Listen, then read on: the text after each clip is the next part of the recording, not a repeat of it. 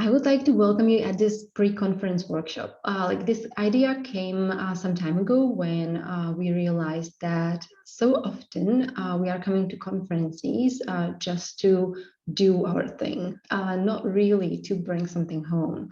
And I think it's quite important to think that conferences are enormous source of opportunities, mainly because of what we can bring home from conferences. And this can be inspiration, these can be some connections, this can be a validation of my research. It will help me do something better. Or it can be a business partner if it's a industrial conference. What I think is important is that we often feel uncomfortable, especially when we are new at conferences. And that was definitely my case. Like when I was in my first conferences, it felt slightly uncomfortable. And so I know how important sometimes it's to have a goal and a structure that helps you connect with people, because then after arriving home, you appreciate that connection that you made. I was trying to structure some thinking, and as there might be some few people still joining in the next minutes, I will start with some introduction and then we'll go into ideas that I would like to share today.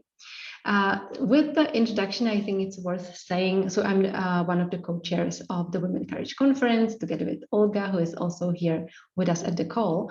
I am, I would say, like positioned mostly at the academic side. So I'm associate professor of software engineering, but at the same time, I'm very active in a nonprofit organization called Chiquitas. That is the main organizer of the conference for this year, basically. I want to quote this statement that everything is difficult until you know how to do it. I think it's especially true with connecting with people, because it is extremely difficult before you find some comfort in that. And as I believe that at conferences, the main thing that actually you can help you bring something home is to establish connection. We'll be talking about establishing connection quite a bit. You will not need to do some networking in here. Like we have networking sessions at the conference, but I will be very happy if you can take a pen and paper and have it ready to take notes, because there can be something that either can be beneficial to you or can be beneficial to your students that you mentor, for example. So I think it would be great if you could take a pen and paper, and in a while we'll use it also. So the brief introduction of myself, I think is good to start with the fact that I am not a networking person. I'm not a person for whom it will be easy to establish connections at conferences. And that's a great benefit, I think, because if you have no choice, you find ways and you learn and you explore, which is great, because otherwise you kind of like stay aside if you feel comfortable in your team, your group, and you actually do not need to connect with people outside of it. My situation was that I needed to, because I was a PhD student under a supervision of a professor who was from a different field. So I was a PhD student of software engineering, but my professor was from human-computer interaction. So I needed to actually connect to the software engineering community myself and find a way. And fortunately, I was lucky enough that this happened. So at my first real conference in 2006, there was a professor really like approaching me and asking me about my research. And I still need to say like how grateful I am that the senior person is like started the conversation. So I'm like trying to actually be the one for younger students at conferences. And I think it's very important for each of you who is senior enough to be the one like starting conversations with younger ones. So it actually like helped me to get the first open door to a community that I joined as a visiting researcher, then for like a longer period, where I was there in their team in Germany when they organized the conference. So they were the like general chair and the local organizing team.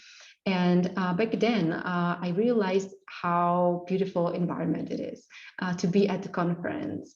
So it was actually in 2008. The conference was called Compart, so Components and Architectures. And at that time, I just fell in love with conferences. So that community where just people gather from like all around the world. And for me, I think it was great. I was part of that local organizing team. So it was much easier to actually start talking to people because I was at the registration desk and I was at the help desk. So actually that made the situation much easier for me, but helped me to actually connect with people and actually start getting involved in other conferences and other teams. So I back then became part of the organizing committees of two small workshops that were organized over like longer period of time. And I landed in my community, which is the ICSA conference, International Conference on Software Architecture, which is now my home because that is the place where I was invited to act on the steering committee. And since 2018, I'm actually the elected chair of the steering committee of that conference. And I must say that it's like my favorite part of the year where this conference takes place because it's really like I already connected to all those people and I can see the opportunities and I can see how like which ease this can bring when you become part of a community. And I think that this all happened by somebody helping me. So I think like now it's a task of me and others to be helping youngers to feel welcome and feel that sense of belonging.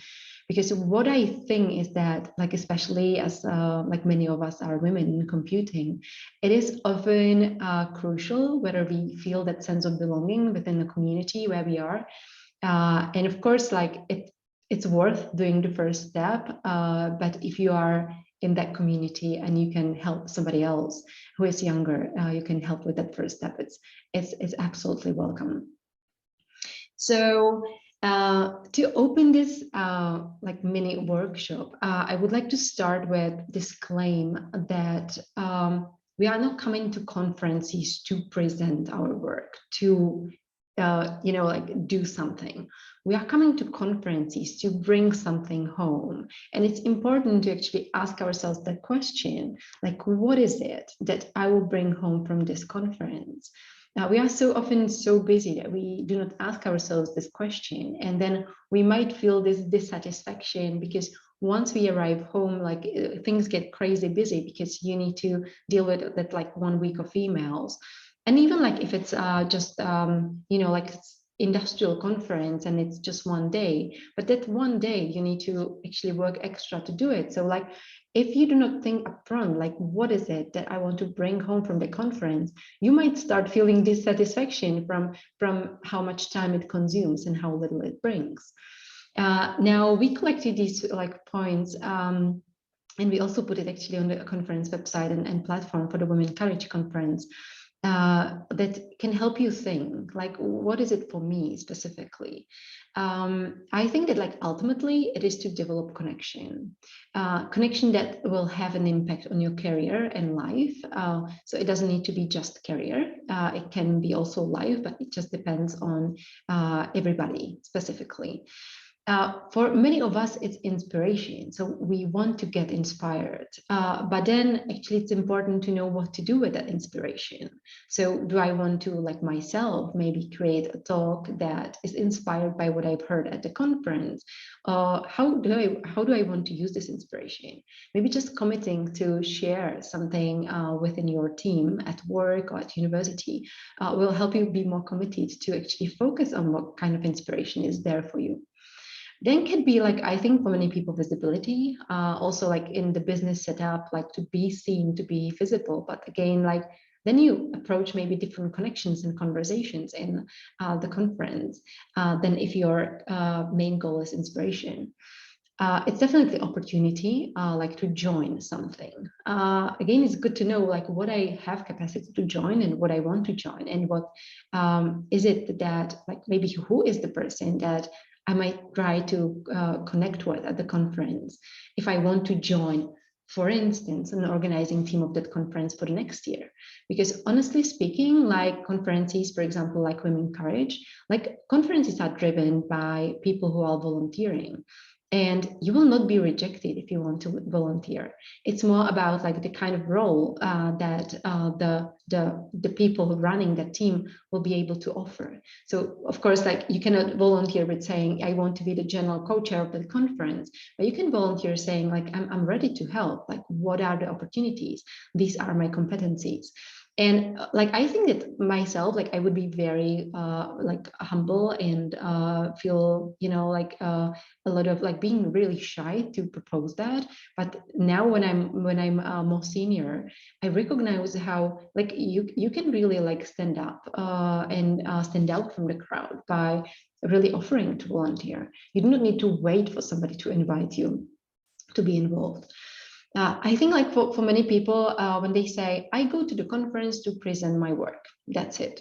Then actually what they are bringing home is the challenge and validation, because the audience will challenge you with their questions and they will validate your research.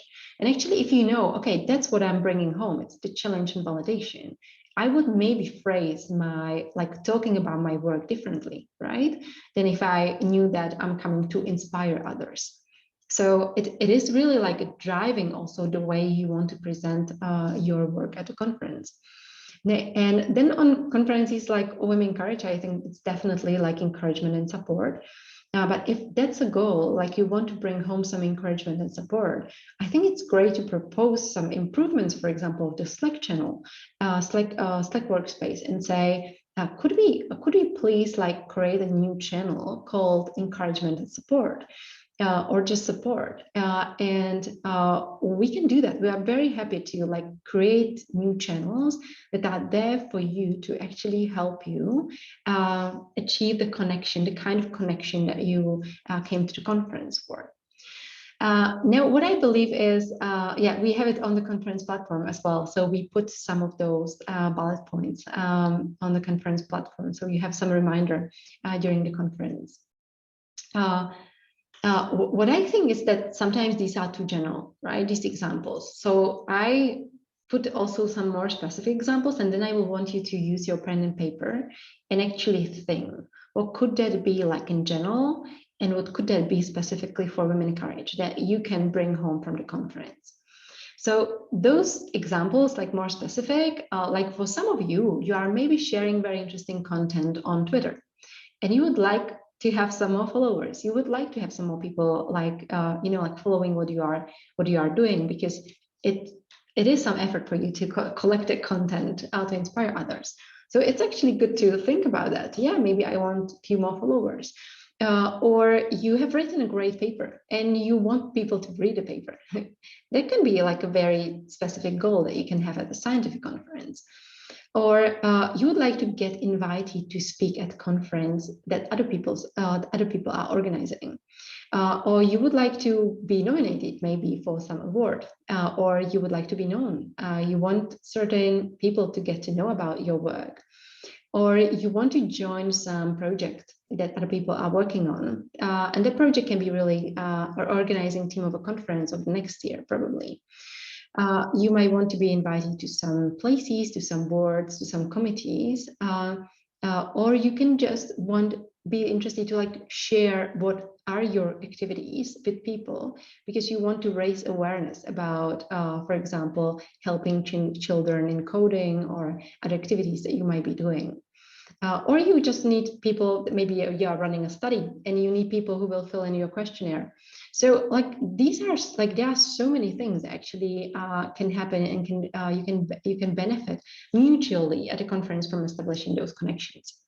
So I would like now to invite you to take the pen and paper for like 2 minutes only, and try to write down which of these reasons resonate with you. Like, is there anything? And it would be actually nice if you write them separately for general conferences that you are attending. It can be more in industry or academia, and then for Women Encourage specifically.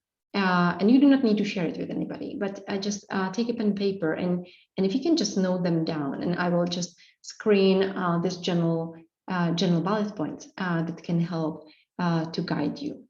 So what are these, and what can it be that you can bring home from conference that you are attending, and what can it be specifically for the Women Encourage conference?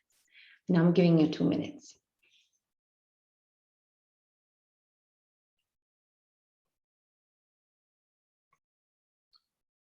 So everybody has some notes. I think they can be then beneficial.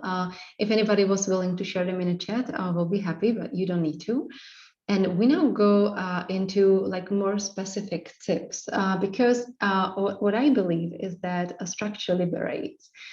So if you actually know like how to like now, like let's imagine that what you want to do is that you want to establish connection with an inspiring person and ask them to be your mentor, right? So there is a keynote speaker and you would like to get like 3 mentoring sessions with this keynote speaker. So you have a goal, you know that there's something that you would like to bring home from the conference, but then you need to find a way to establish connection. So you cannot just, you know, like come to the keynote speaker and say, I want a mentoring session with you.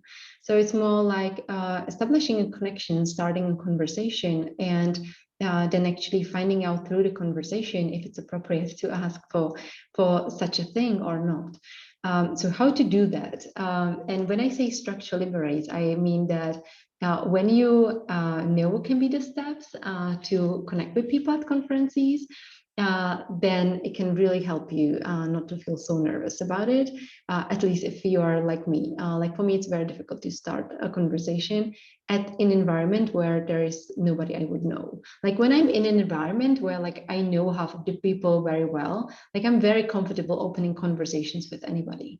But when I'm in an environment where I'm new, it's very difficult for me. So okay, I took this structure from a book. The book is more from the business environment.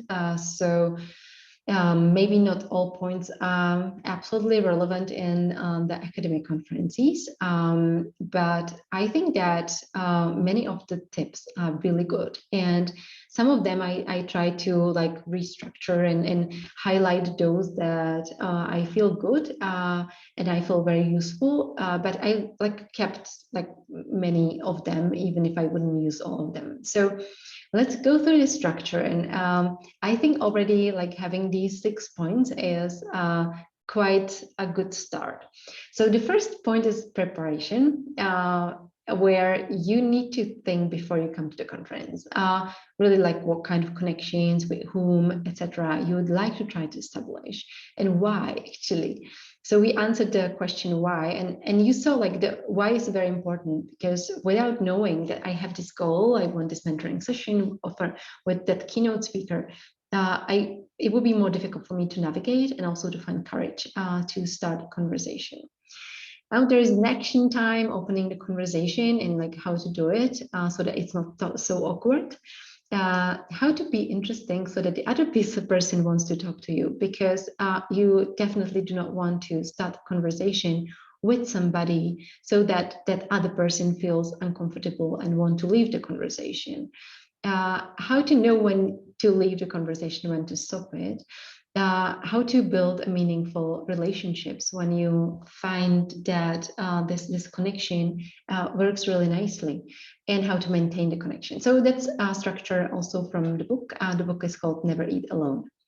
The preparation, I think it's like I structure it into these 3 things, like where the first one is really knowing what you want to achieve at the conference. And I emphasize that it's about like what you want to bring home, but I think it's good to realize that that's not the only thing. Like I would say it's the main thing, but it's not the only thing, because what I believe is that also we as a presence at the conference are communicating a message, and just passing this message is influencing other people, and it can influence them in very nice and beneficial ways in terms of how you, for example, are kind towards other people, how you talk about things that really makes you care about, like, for example, the level of education in the world, where you can raise awareness about issues and things that feel very important to you. So you can actually become a role model to people in a sense, even if it's in just the way how you communicate or how you try to help or how you listen to other people. So it is also your presence at the conference that can have an effect on other people. So just be aware of that. It's not just about things that you individually can bring home. Now, when you know what, then it's good to answer the question who. And what, for example, like is very important to me to know whether there is somebody that I already know at the conference that I can connect with, because that's my safe island in case I enter a big room and I do not know anybody. That's sometimes it can feel so awkward that you could just take off your phone and stare into your phone just to avoid like awkward moments of somebody approaching you and you don't feel really comfortable in that setup. And I think like feeling comfortable is one of the very important things when you want to establish connections. So knowing that there is somebody that you want to meet, that you want to chat, you are interested how they are doing, is a great start also to like releasing this tension about the awkwardness of the moment. It is not just about like the people you know that are attending, but also what are the interesting people that you really love to connect with. And here, let's be realistic. It's not guaranteed that we can all talk to those best keynote speakers, especially as you know that those very often just come for their keynote and then leave. But there are like many interesting connections we can establish, and it's just good to think about also the people attending. Then the difficult part is the elevator pitch, right? It's coming from the book. So like I would say that in many setup, it doesn't need to be like elevator pitch because you don't need to pitch yourself. But in a sense, like for each of us, it's very difficult to describe ourselves, right? To say like, okay, so who you are, like what do you do? Like it is very difficult to say. I mean, also like it's a philosophical question, like who am I? How to introduce myself? And what I think like helps is this thing about we are verbs, we are not nouns. We do not need to introduce ourselves like I am a professor, I am a mother of two, I am. We do not need nouns. We need verbs. Like what I like to do, what gives me energy, what excites me, what are the things I care about. And I think they can help us because very often we feel more comfortable with the verbs because we do not imprison ourselves in those nouns, saying, okay, I'm a professor and that's my identity. It's much better to have like a fluid identity through the verbs that makes you excited. And it can help like with this kind of like short question to the question, short answer to the question, like, tell me something about yourself. In the action time, that's the most difficult part, like opening a conversation. And I promised some things that might make it easier and less awkward. So I would say the first one is it's actually great when others start talking to you. And you can help that. So you can help that by actually first like joining a group where another person who knows you is already, so you can do it by action, or you can just and that's like a funny one, like give others a reason to start a conversation with you. There are probably at that conference like many people who would like to connect but do not know how to start, and giving people a reason is actually a way. And I will give you examples. So a nice way is that we typically wear the conference badges, right? So we have this like badge that we wear. Be creative with your badge. Like if you put some stickers on your badge, just be ensured that people will ask, what has those stickers? What is this Chiquita sticker on that badge? I typically have like 3 Chiquita stickers on the badge. So it like the more Chiquita stickers on the badge, the better like kind of like invitation for the other person to start just with a question. Hey, what are these stickers on your badge? You maybe know that sometimes, and it's, I don't know if some of you are from the software engineering community, but I'm from the software engineering community. And it was in 2018 at a conference, our biggest conference, like with 2,000 people, ICSI, where Tom Zimmerman just brought like hundreds of stickers. and he was giving stickers to people. So actually, whenever you met a person who had a sticker, you could recognize, hey, you also have a sticker from Tom Zimmerman, right? And it was like a conversation starter, even for two people who are like different from that. And so I think it's like very funny, like how easy it can be, because sometimes even, I mean, like in this book, for example, there was, I think, example, wear yellow shoes, because like, you know, like wear something that like make people stop, and just you can imagine that they want to start a conversation, they just do not know how to start, and if you give them a reason, I think it's easier for everybody. So the second thing is like, if you want to be open to conversation, it's good to be present and actually send signals that you are open for conversation. It's very interesting that there is like a nonverbal communication by which we communicate, no, don't talk to me, and yes, talk to me. And it's nonverbal. It's in the way we position our body, it's in the way we like hold our hands, and we the mimic, the gestures we have in our face. And it's very interesting that like I see it, like I have a small dog, a small puppy, and that puppy totally recognizes people who want to interact with her and people who don't want to. Like when she sees somebody who is open to interaction, she just runs like crazy to that person, and she's jumping over that person. When she sees somebody who does not want to interact, she just dismissed this person. And I think like we have non-verbal communication that is showing like I'm open to conversation or I'm close to conversation. So I'm just wanting to say, don't close yourself for conversation non-verbally, then it makes it more difficult for people to start talking to you. The same is true actually for like circles of people. So if you are a circle, be a Pac-Man, not a circle. So you know that Pac-Man is this like thing.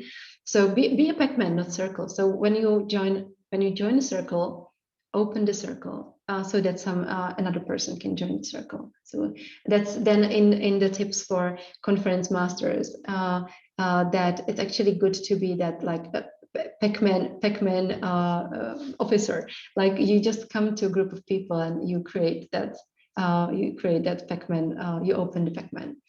So another thing.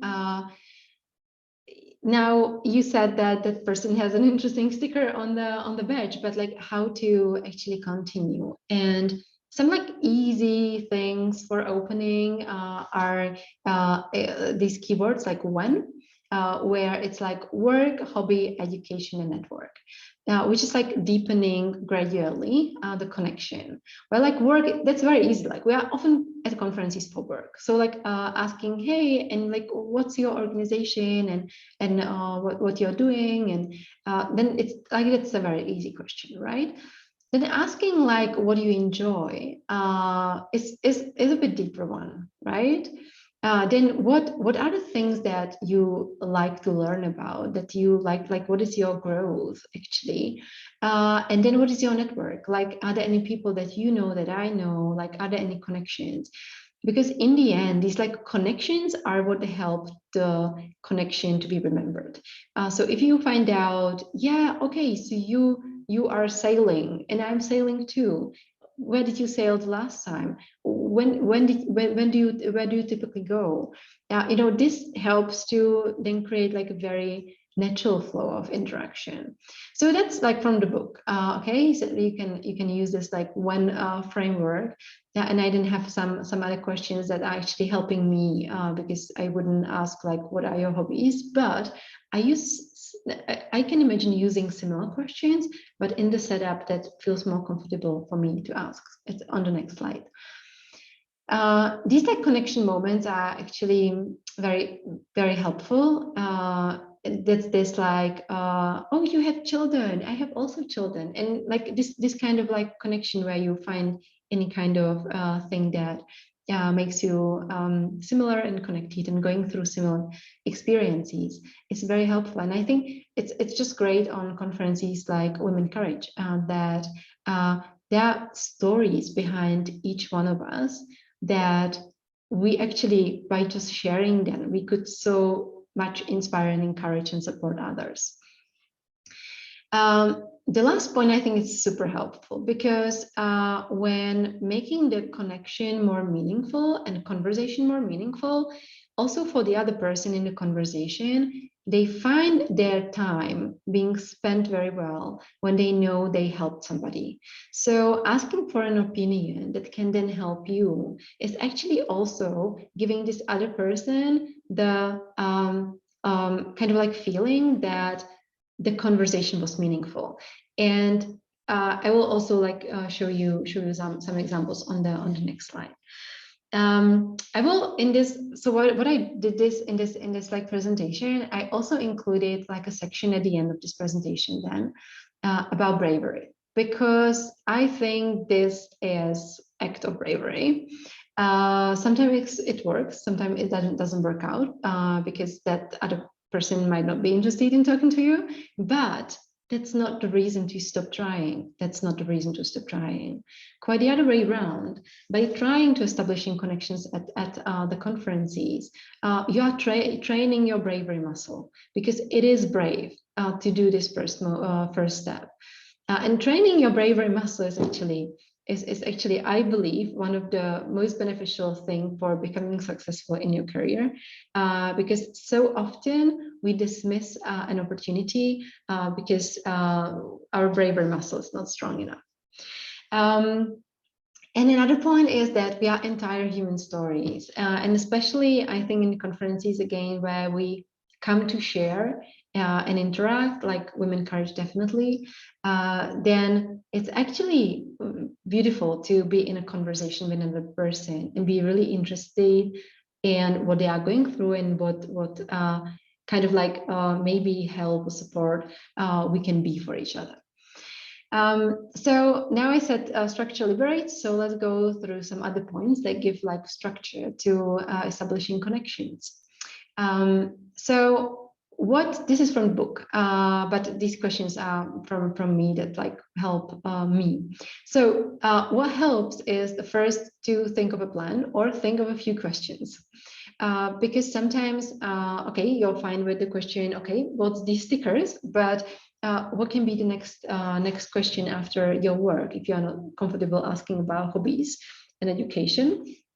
Then like so I'm often at academic conferences, and there you can find people from different fields. And the kind of question, because I like to learn about new fields, really. So what is very, very good question like for me is that like how does your work look like? Like what specifically do you do? What do you most enjoy in your work? What skill set a person needs to be successful in a position that you are working in? And by this, I'm already actually asking about opinion. And there is like already when you ask this, it deepens the conversation, and you learn a lot about another domain or another field. A question that I like a lot is like, what are the trends and challenges in your industry? Or like, what are these like bigger questions that like, so I'm, for example, talking with a person from human-computer interaction, like asking, what do you think are the trends that like in the future will be most studied? Or like, what are the challenges now? Or like in case of augmented reality, what is the biggest potential you think that this will have? And funnily enough, like in research conferences, we are very comfortable talking about our research, and actually makes us excited that somebody is interested, where like we are maybe like, it's not so easy to talk about our personal things before we establish the connection. And it can be different on other kinds of conferences, right? Because for somebody, they wouldn't be like very, let's say, appreciating question asking about technical things, because they might feel that, what if I'm not able to answer the question? The question is too difficult for me. So it really depends on the context in which you are. Then the next point in the structure is that it's good to be interested. So 80% of good networking is listening. So you do not really need to be talking all the time. That's also one of the things, right? So you join a group of people talking, and you have this feeling, wow, so now I need to say something. Now I need to say something, which I think is not necessary. Like, just be there and be interested, and maybe you can then like find one of those people standing in the circle like later on and exchange something, or like make a follow-up of that conversation. But I think that like and I confirm that like listening is more than talking. One thing, and I will then bring that later. When you think about networking tools, the biggest and most important networking tools is the ability to remember names. So if you do not know how to remember names, that's something to be working on, because it really helps when you use the name of a person you are talking to, or you are maybe meeting again at the conference later on. It really helps. And for deepening the connection, like offering some help, support, is like when leaving the conversation can kind of like create a doorway for continuing with that conversation later. Now, this like being interesting, like what it means. This is from the book, but I find it like quite enlightening to like realize that it's also like we need to be interesting if we want people to want to talk to us, right?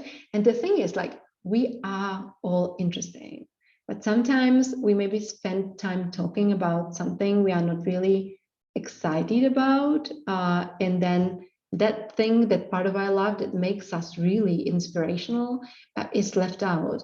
So thinking about this, it's maybe also beneficial. So being interesting. So are there any like maybe problems, research problems in society where you have a unique point of view? If there is some, then that's something that you might want to share.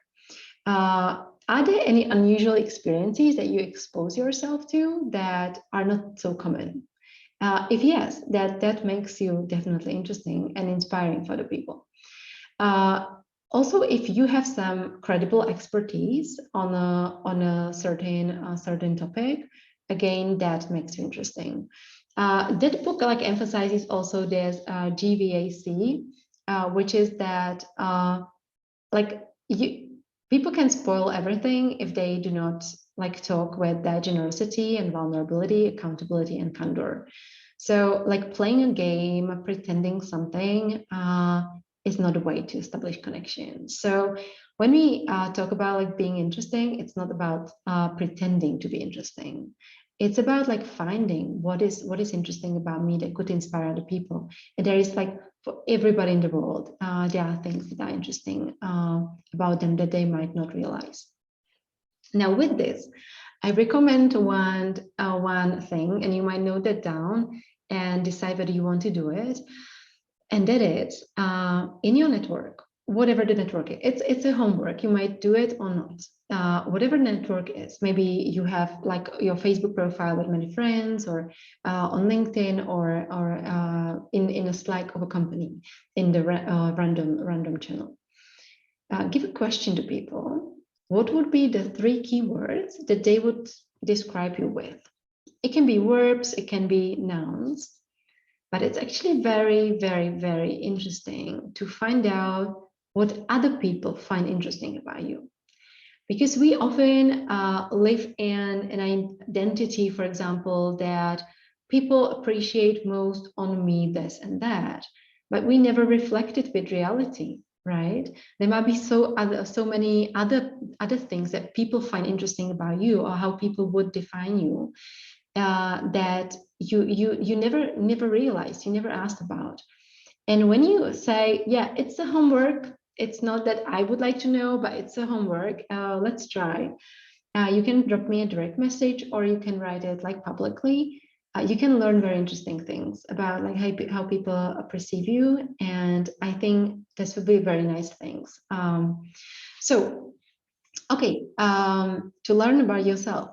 Then I think it's equally interesting and important to know when to leave the conversation, and know just because of yourself that you would like to have time to talk to other people, but also this other person that you are talking to might want to meet other people, right? But none of you feels that they are kind of like confident to leave the conversation because they don't want to leave the other person alone.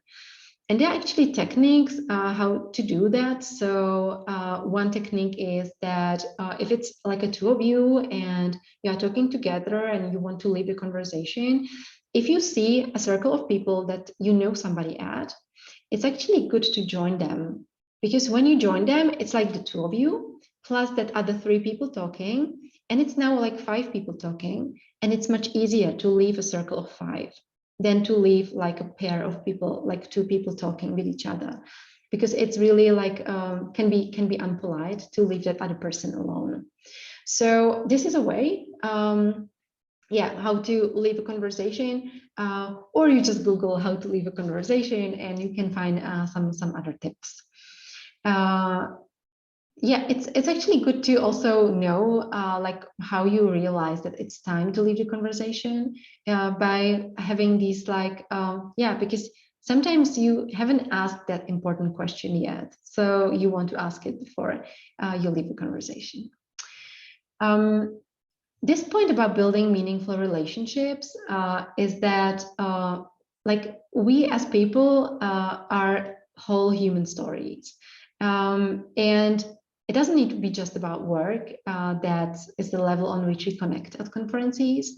We can maybe help each other in some way, or we can actually help even other people who are not there in our conversation by maybe emphasizing and appreciating them for something. So as an example, I'm at my university, I'm vice dean for industrial cooperation. And so I work a lot with research teams that are doing kind of like research relevant to the society and research with industry, etc. So I know many projects that are happening at my faculty that other people do not know. And so when I talk at conferences with somebody, I'm trying to like say, yeah, and have you heard of this project that my colleague is working on? It's a really great project. Like I really admire them for the work they've done and how they help, for example, schools during COVID by their adaptive learning techniques that are deployed in 10% of schools. I think that this, like without realizing, it helps us to build more meaningful connection when you actually also connect on that level of like having a higher goal than just like yourself and your own benefit. Like it helps us connect with people more naturally. Of course, like we can find the fields of common interest and think about a follow-up. So if you are both interesting, if you both like, I don't know, playing tennis, you can think about playing tennis together if that's relevant, or just inspire each other, etc. Now, yeah, we have some things in the chat, and thanks a lot for that. Janče shared with us that leaving conversation with the excuse to pick some snacks can be a way. So definitely, if like anybody has more tips on what can be strategy, then share it with us. And I actually like Jana's also for like connecting it with the other thing I was saying, that when you are two people, you can say, let's pick some snacks together.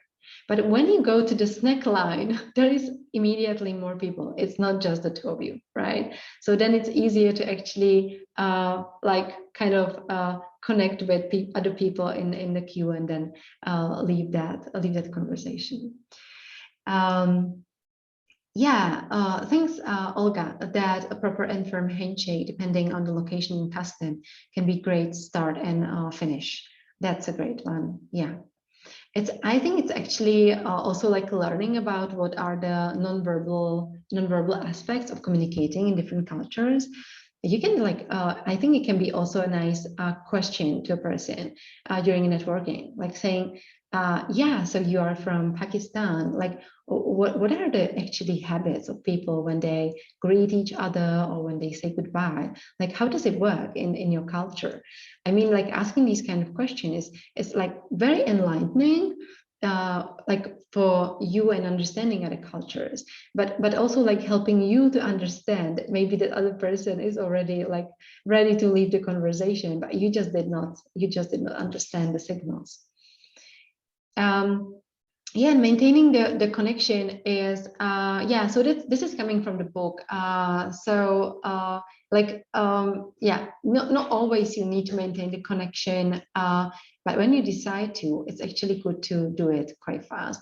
And I think that in this case, even like sending a LinkedIn invite or you know, like connect on some platform can help. Yeah, and thanks to Michaela. Yeah, and some other tips. So read them in the chat, definitely. Yeah, also like a nice, it can be nice to think about like reconnection opportunities. Like some examples are birthdays, like when you have the person, for example, on Facebook, and there is their birthday, then it's a nice opportunity to reconnect, or just when you see them on another conference. And then it's, I think, very important that you remember their name or remember at least the event where you met. And if you don't, and another person approaches you, or if you approach that person that you want to connect with, it's actually good to say, hey, we met at this conference last year. If you remember, we talked about that tennis club.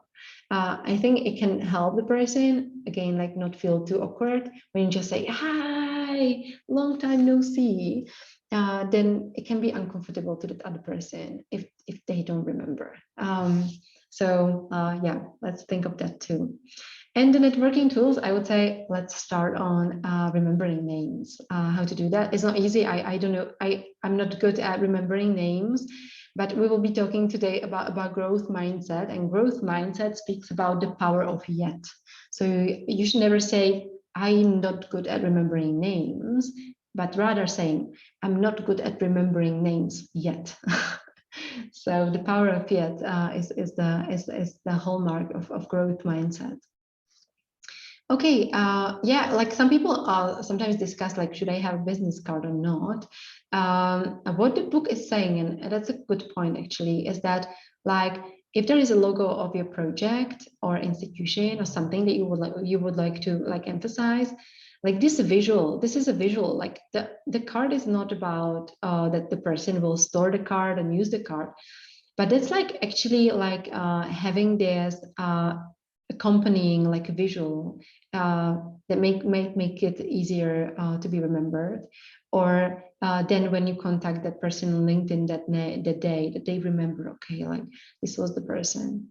Anyway, so these might be the tips. Yeah, this is my secret tip actually for research communities. Like we have in the research community in software engineering the ICSE conference, right? The International Conference in Software Engineering. And what I love about this is that they mediate an opportunity to find a roommate, because these conference hotels are so expensive. So the conference actually mediates this opportunity to have an Excel sheet where you can get access after you register, and you can find a roommate through this Excel sheet. Either you say, I have a free place in a room, anybody interested? Or you say, yeah, you have a free place, can I join you in your room? So you find a roommate, which is an act of bravery, I must say. But I must say that all my ICSE roommates are really amazing, and we do now ICSE roommates reunions at the ICSE conferences. So for example, like this was a reunion at the 2019 ICSE conference with Ishe. I was her 2017 roommate, Daya was her 2018 roommate, and Adriana was her 2019 roommate. So we do the roommate reunions, and they even actually came to Prague to visit me, although they are studying at the US. So I think it's like a beautiful example, which takes some bravery to go to live in the same room with a stranger you know nothing about for a week of a conference, but it totally pays off. Okay, and what I want you to do also is to say many of us are already conference masters. And I think like after you visit that conference for like a third time, fourth time, fifth time, you already know some people. And your role should be to really switch into being the one initiating the connection. I don't know if you've heard, like anybody heard of these rules, like community plus plus or the Pac-Man rule. If you've heard of them, you can like tick yes in the participants box. I will tell you more about them. So the community plus plus rule is something saying that for every year you have attended that conference. So let's say that I'm attending an ICSI conference and it's my fourth time attending ICSI. Then the community plus plus rule is saying that every day I should establish 4 connections with somebody where I am the initiator. So if it's like your first ICSI, it's just one person. But if it's like 10 ICSIs you've attended, 10 conferences of that kind, it should be 10 people each day. The thing is that it's actually often the other way around, that people who are most senior only talk to people who they know, because they come to the conference to greet everybody. They want to say hi to this friend and this friend and this friend. So they do not establish new connections. And it needs to be that poor student establishing connection with them, which makes it very difficult for that student, especially because they, as seniors, are running around greeting their friends and are actually unapproachable. So I like Community Plus Plus, and I think that it's a nice thing to really do, like really count, okay, how many times I've been to this conference and open that many conversations with people you've never seen before that day. And then the Pac-Man rule, I already told you about that. So it is really that you are like opening the circle, right? So whenever you join a circle of people, as a conference master, as a professional, you can really do that, like and open up so that a new person can join the circle. Because otherwise what you see, like people are so enthusiastic talking with each other especially when they know each other, that it's so difficult for another person to join that circle. Yeah, and then be creative. So that's the sticker idea that I told you with Tom Zimmerman, who was really like handing stickers to people and actually then help the people to network, even when he was not in that conversation. And I wanted to like also tell you about the dance class idea by Mark Harman, another senior person in our community, who was invited as a keynote speaker at the conference. And at that keynote, what he did is that he started and finished with sending a link to a Google form. And then Google form was, who is joining me for a dance class in this evening? Anybody is just welcome to join. And it was his personal initiative. And I have a picture from that dance class. It was a great dance class, actually. And we had a lot of fun. And it was really like, again, a big like bravery from him to say, anybody is welcome. Just like write me in this form who wants to join, we'll go together. And I think it's so great when people who are already senior at conferences do such things for the community, because this will be remembered by junior people. Yeah, and I believe that conference organizers should not leave this on people alone. So that's also, I think that this kind of like pre-conference workshop that help people to connect could be something that we could do before the start of the conference, right? For the people who are just like new and are interested. And maybe they like, we do something like this and like within the conference, but not specifically for networking. I think this is changing now, like with the COVID, that we know how we miss the social interaction during coffee breaks. So we are trying to like organize, like doing some organized networking during conferences. So that's something that hopefully will stay also for the in-person. But I think also some of these like pre-conference workshops could be very useful also in the in-person world. And then like the conference organizers can establish the community plus impactment rules and actually tell people, yeah, you should do that. And of course, like this is more difficult in online, but I didn't want to limit this like today's talking just to online. Then like supporting creative networking, you can play a lot with badges. Like there's so much space on how creative you can be with the badge of a person, right? Even like having some like social games through something that you put on the badges, like some stickers, colors, whatever. Um, and create space and time for people to network. Because when it's just like 10 minutes coffee break, then people do not have time to talk. So it's also important. So now I wanted to give you some space with a pen and paper to note down if there was some inspiration for you, if there was something that you want to remember. Because if you do not write it down now, you will very likely forget it. So this was those things we were talking about the preparation, about action time, opening conversation. And then you can do that through giving people some reason to start talking to you. You can think about the questions to ask. So if you want to learn something about people from different cultures, from different areas, what could that be? It's also good to think about like how to be interesting or how to be aware in which way I am interesting. Where you can try this like poll among people in your networks, like what would be the 3 words they would use to like describe you. Then when to leave the conversation and like how to do it, what can be the escape strategies.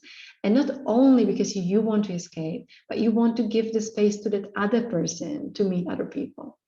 How to build meaningful relationship, how to maintain connection, and the networking tools like, for example, remembering names, and that you might want to do something about finding a strategy how to remember names. So one more minute just to write down if there was any inspiration.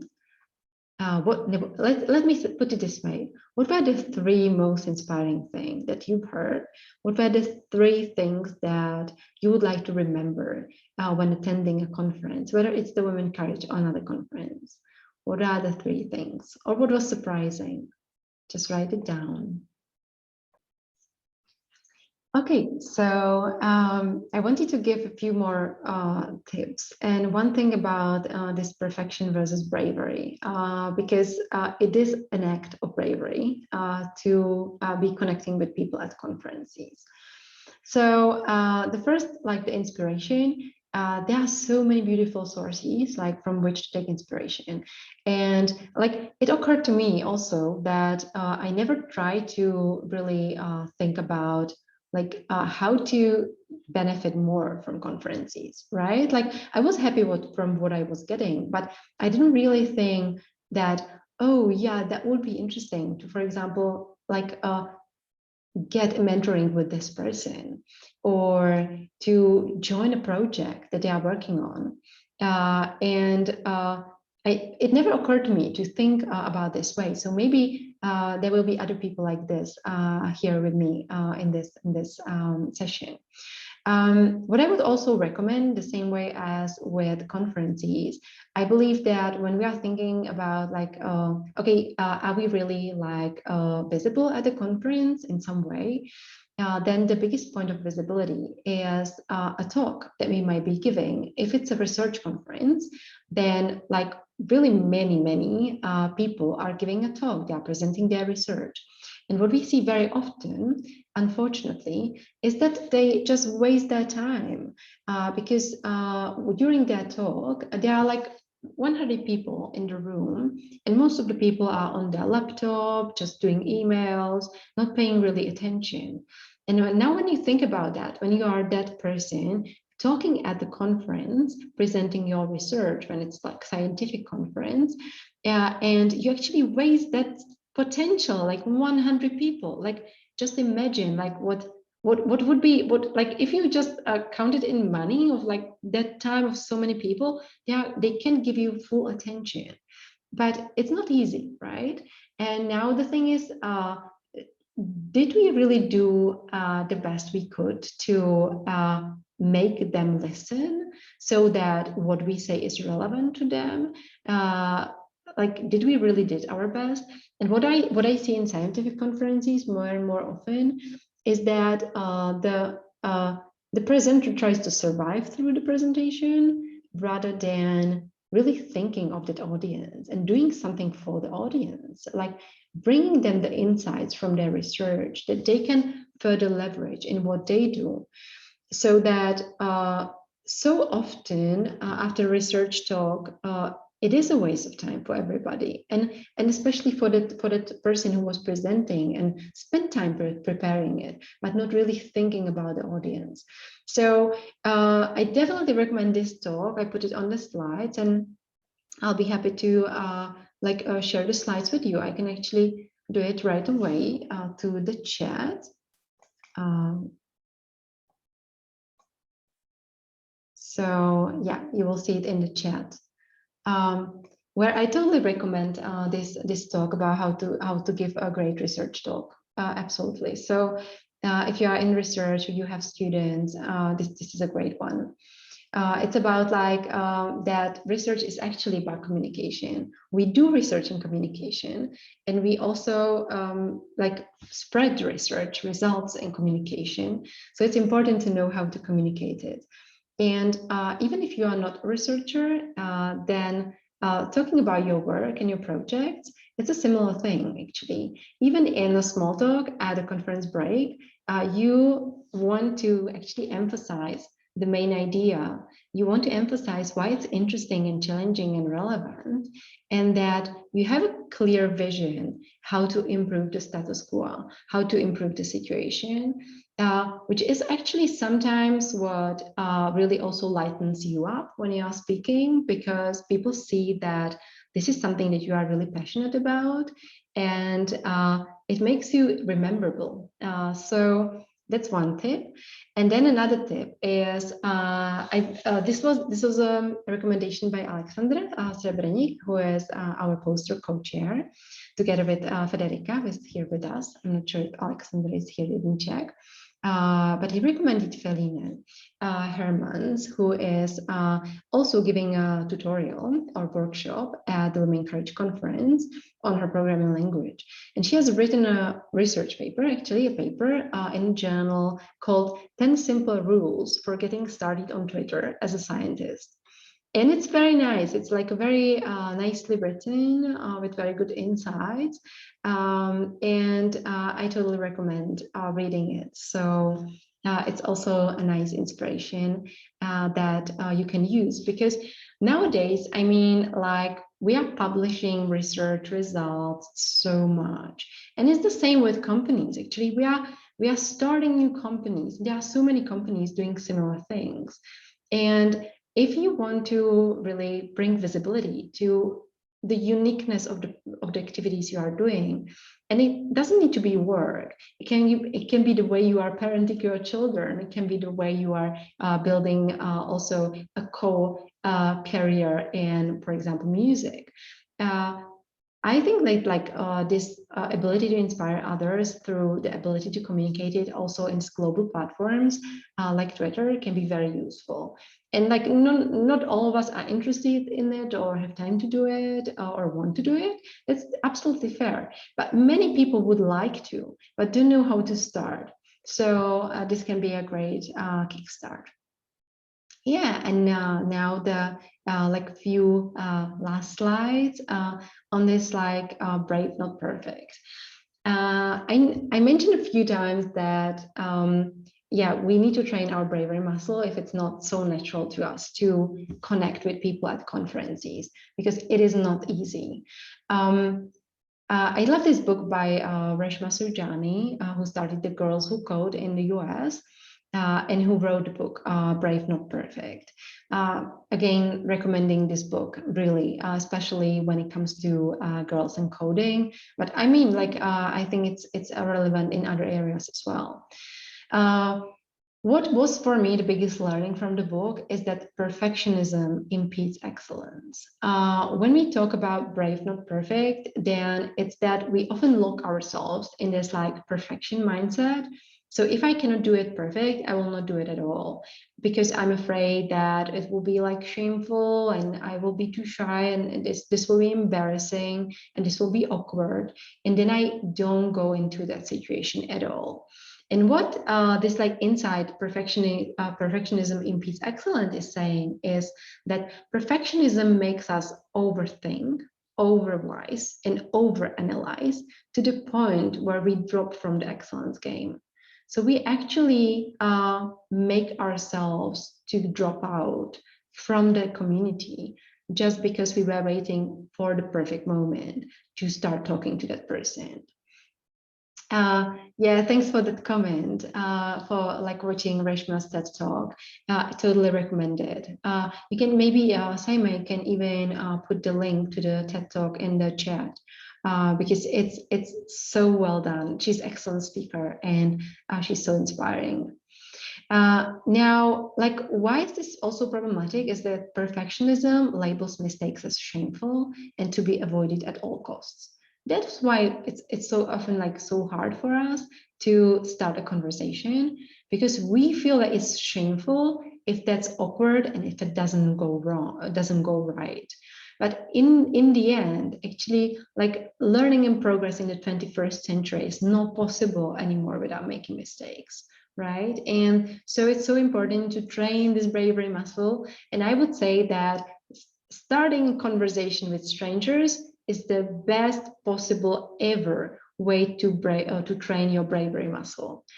Because it's awkward, it's hard, but it doesn't have like negative consequences in the end, right? And with each interaction, you start to feel ease about it. And that's where you want to get, to really feel ease about it, not to feel stressed that like it will be awkward, because with that stress, what we are bringing to conversation is that it is more likely to fail. Yeah, and let's be proud of ourselves for trying, right? Because we can inspire others to start trying too. This is something I mentioned already, but I put it on slide as well, and that's to claim the power of yet.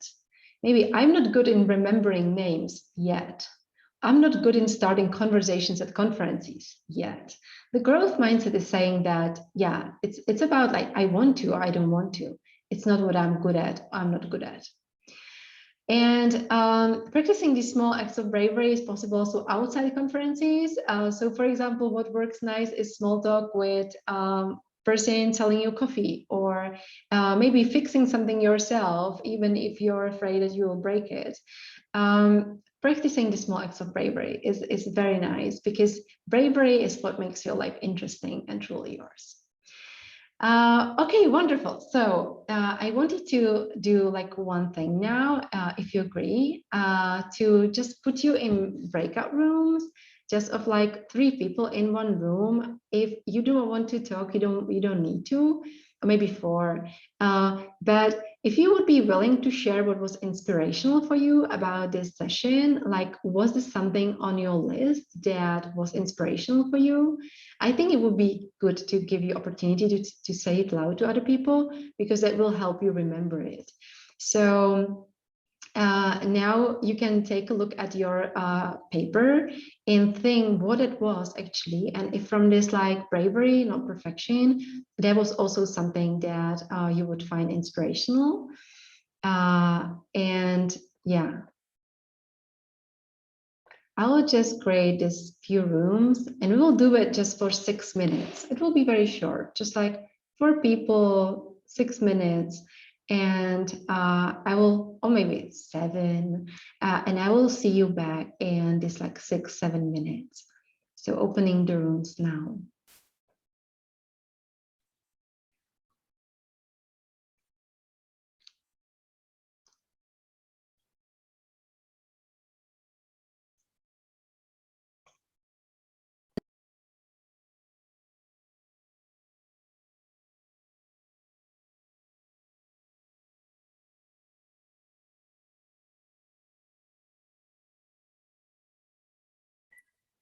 We don't hear you, Baru. Thank you so much. The